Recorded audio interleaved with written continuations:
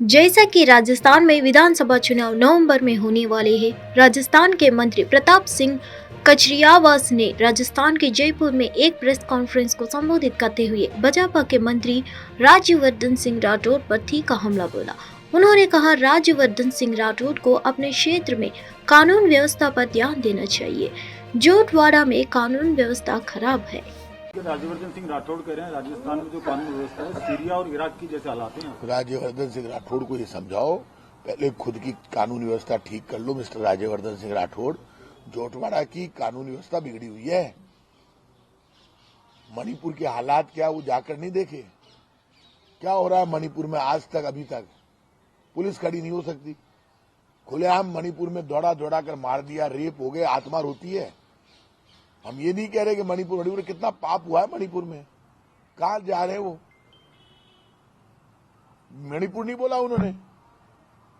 खुलेआम आप मणिपुर का वीडियो कोई देख सकता है, ये वीडियो भी नहीं देख सकता है। मणिपुर, ये घटनाएं इस तरह की होती है तो राज्यवर्धन सिंह राठौड़ खुद की जहां से चुनाव लड़ रहे हैं वहां तो कानूनी व्यवस्था ठीक नहीं कर पा रहे, और खुद की पार्टी बीजेपी की तो कानूनी व्यवस्था खुद की बिगड़ी हुई है। बीजेपी कार्यालय में बीजेपी के एमपी खुद, उनको हमने पुलिस सिक्योरिटी दी है, बीजेपी कार्यालय में पुलिस सिक्योरिटी हमने लगाई है।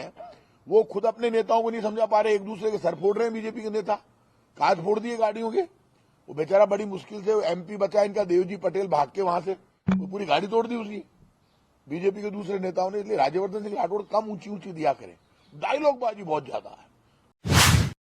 गोवा के मुख्यमंत्री प्रमोद सावंत ने 25 अक्टूबर को भारत के 37वें राष्ट्रीय खेल 2023 से पहले अंतिम तैयारियों की समीक्षा करने के लिए माडगांव में पंडित जवाहरलाल नेहरू स्टेडियम का दौरा किया। उन्होंने स्टेडियम के अंदर सुरक्षा व्यवस्था का निरीक्षण किया और आयोजन समिति के अधिकारियों के साथ बातचीत की। कार्यक्रम के उद्घाटन समारोह में दौरान प्रदर्शन करने के लिए तैयार कलाकारों द्वारा एक रिहर्सल आयोजित की गई। सीएम सावंत ने पूरे स्टेडियम का दौरा किया और कलाकारों के साथ तस्वीर भी खिंचवाई।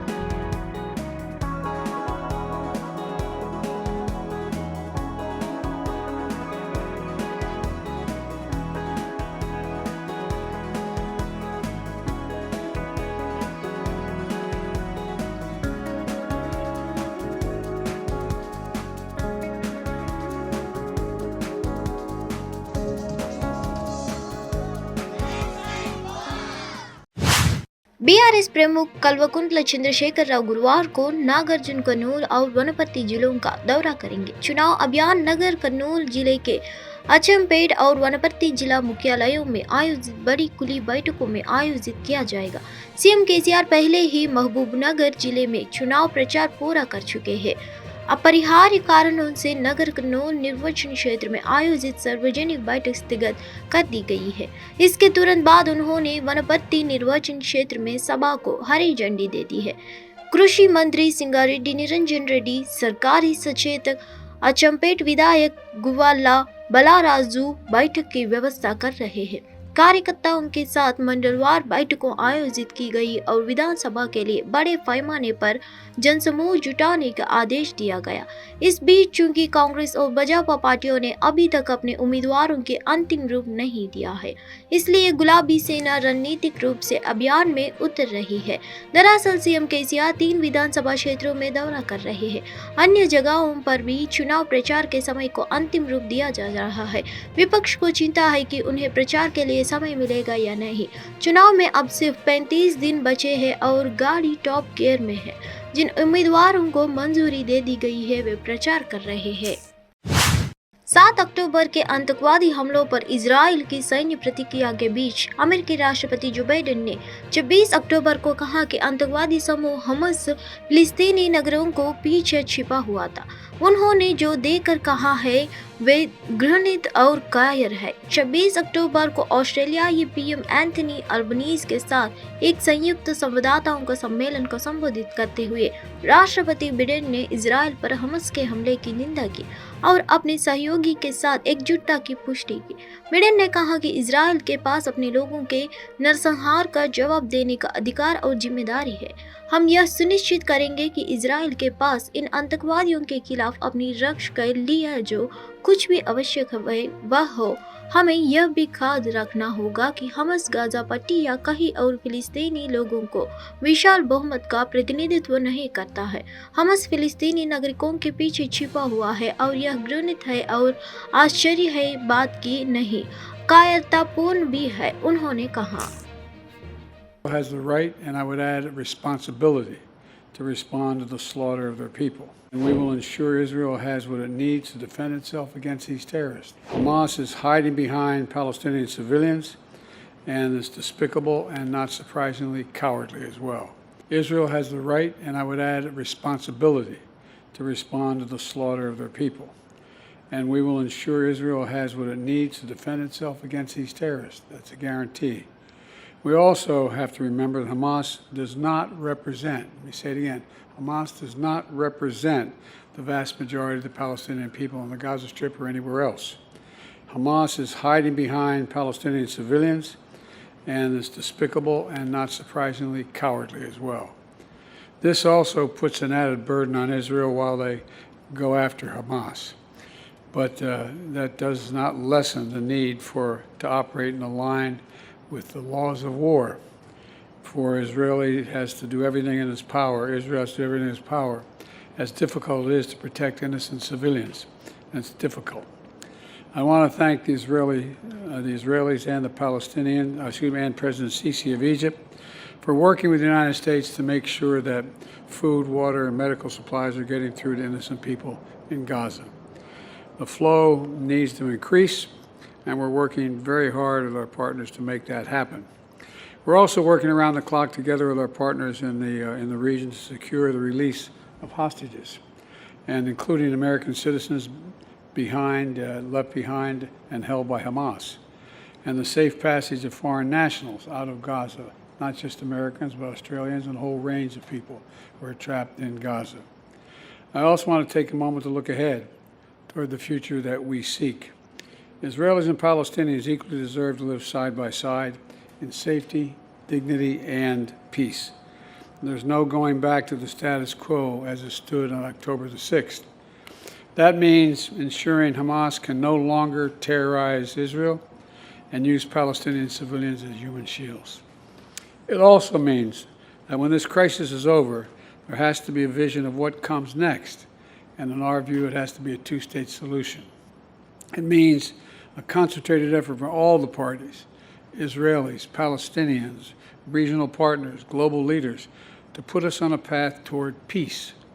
In the past few weeks, I've spoken to leaders throughout the region, including King Abdullah of Jordan, President Sisi of Egypt, President Abbas of the Palestinian Authority, and just yesterday with the Crown Prince of Saudi Arabia, about making sure there's real hope in the region for a better future, about the need, and I mean UP समेत पूरे उत्तर भारत में सर्दी मौसम की दस्तक के साथ ही हवा में प्रदूषण एक बड़ी समस्या बन गया है। खास तौर से दिल्ली सटे यूपी के जनपदों में हवा खराब हो रही है। हालांकि 2 दिनों से चल रही हल्की हवा की वजह से प्रदूषण में थोड़ी कमी जरूर आई है, लेकिन हवा अब भी खराब स्थिति में बनी हुई है। वहीं गाजियाबाद के लेनी इलाकों के हवा तो सबसे ज्यादा प्रदूषित बन गई है। नोएडा, ग्रेटर नोएडा में थोड़ी राहत तो है, लेकिन हवा अब भी सांस लेने के लायक नहीं है। बिहार में बदमाश इस कदर बेखौफ हो गया है कि घर पर चढ़कर गोलीबारी की घटना को अंजाम दे रहे हैं। मामला मुजफ्फरपुर जिले के कटरा थाना अंतर्गत जजुआर ओपी क्षेत्र का है। बुधवार की रात बदमाशों ने एक ही परिवार के 4 लोगों को गोली मार दी। 3 की हालत गंभीर है। मुजफ्फरपुर के ही निजी अस्पताल में सबका इलाज चल रहा है। इस घटना को लेकर पुलिस जांच में जुट गई है। सीवर लाइन निर्माण और सफाई सहित अन्य निर्माण कार्यों के दौरान श्रमिकों की सुरक्षा को लेकर देश की अदालतों द्वारा समय समय पर संबंधित सरकारों और ठेकेदारों के नोटिस जारी किए जाते हैं। इसके बावजूद श्रमिकों की सुरक्षा को लेकर सरकारी और गैर सरकारी एजेंसियां पूरी तरह से लापरवाह बनी हुई है। इसी लापरवाही का नायब उदाहरण दिल्ली शुक्र बस्ती इलाके से सामने आया है। इस मामले में पश्चिमी दिल्ली के नेताजी सुभाष प्लेस में सीवर लाइन की खुदाई के दौरान मिट्टी का एक हिस्सा धंसने से एक मजदूर की मौत हो गई है और 2 अन्य घायल हो गए। गंभीर रूप से घायल 2 मजदूरों को अस्पताल में उपचार जारी है। मध्य प्रदेश में पिछले विधानसभा चुनाव में प्रदेश के 230 विधानसभा प्रत्याशियों में से 10 प्रत्याशियों पर वोटों की जमकर बरसात हुई थी। टॉप 10 इन विधायक प्रत्याशियों को 11 लाख से ज्यादा वोट मिले थे। इसमें पहले नंबर पर इंदौर 3 की विधानसभा सीट से बीजेपी प्रत्याशी रहे रमेश मेंदाला थे, जबकि मुख्यमंत्री शिवराज सिंह चौहान टॉप 10 प्रत्याशियों की सूची में तीसरे नंबर पर थे। टॉप 10 इन विधायकों में 6 बीजेपी और 4 कांग्रेस के प्रत्याशी शामिल थे। राजस्थान के बारां में 5 वर्षीय एक बच्ची राजस्थान के रोडवेज की बस के फर्श में हुए एक बड़े छेद से सड़क पर गिरकर घायल हो गई।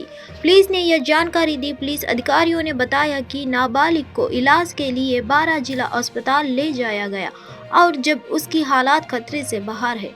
उन्होंने बताया कि बारां डिपो की बस को पुलिस ने जब्त कर लिया है और लापरवाही का मामला दर्ज किया जाएगा।